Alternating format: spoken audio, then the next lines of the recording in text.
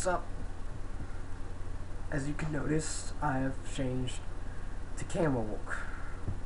Audio wasn't working out so good, so I just changed to camera walk. But let's get started. This is a band, of course. We're reviewing a band now. Why wouldn't we review a band? I have no idea. But this band, Skillet, of course, if you clicked on the video, kind of losing thought, but they are pretty much the most famous hard rock band ever, and I'm going to be reviewing their first debut album, self-titled Skillet. Yes, they're named after a frying pan, and they have a frying pan for the artwork of their first album. So, Skillet formed in 1995, I think, or 1996. This album came out in 1996, and I actually really enjoyed this album. I mean, I have heard a couple songs on it before I actually listened to it full time, and I did like those songs. I didn't really think I was gonna like this album too much, but it was actually pretty good. I really enjoyed it. Probably one of their best albums. There's 10 tracks altogether. I know, I'm looking right at it. Paint is my favorite track off this album. And this album was different than their more recent albums. The fact that they kind of changed their style.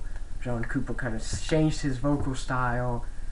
Not too much, like completely changed his vocal style, and he did do great vocals on this album. And I don't know why, but it seems like he changed from, because in this album he did use a 6-string, but I don't know why he changed from 6-string to 4-string. I think he uses 4-string, correct me if I'm wrong. But this was a good album. Drums were good.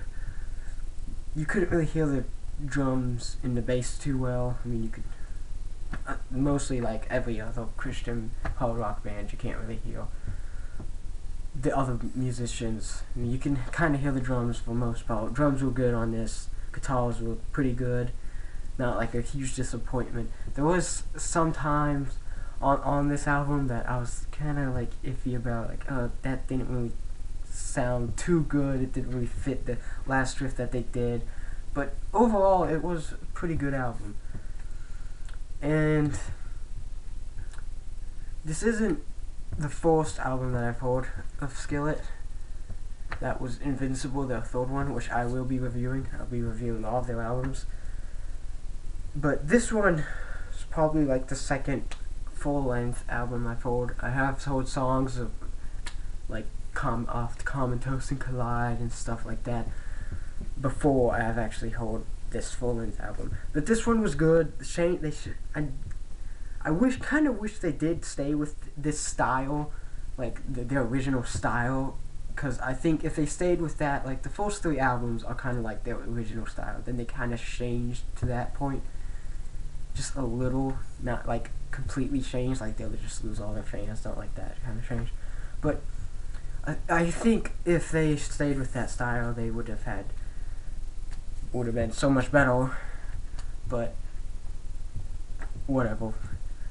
Overall, this is a pretty good album. I wouldn't say it's the best Skillet album, probably like second best or something like that.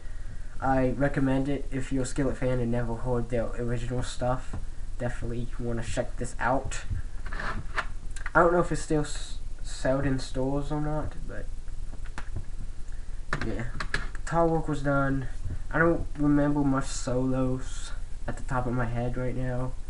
Probably have to listen to it again, but solos aren't really for Skillet. They don't do that good of a job on solos. There's sometimes that they do an okay solo, like you listen to the solo and you're like, oh, that's kind of cool, you know. But then that's their weak point, in my opinion, is their solos.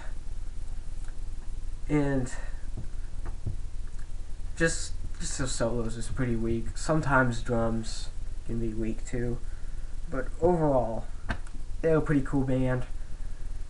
Just starting to get back into listening to them again, but so didn't really have much to say about this album.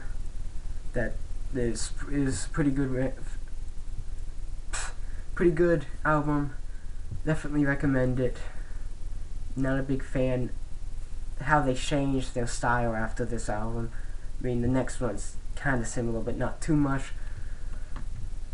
So overall, I'm gonna give Skillet self-titled album a 7 out of 10. See you guys.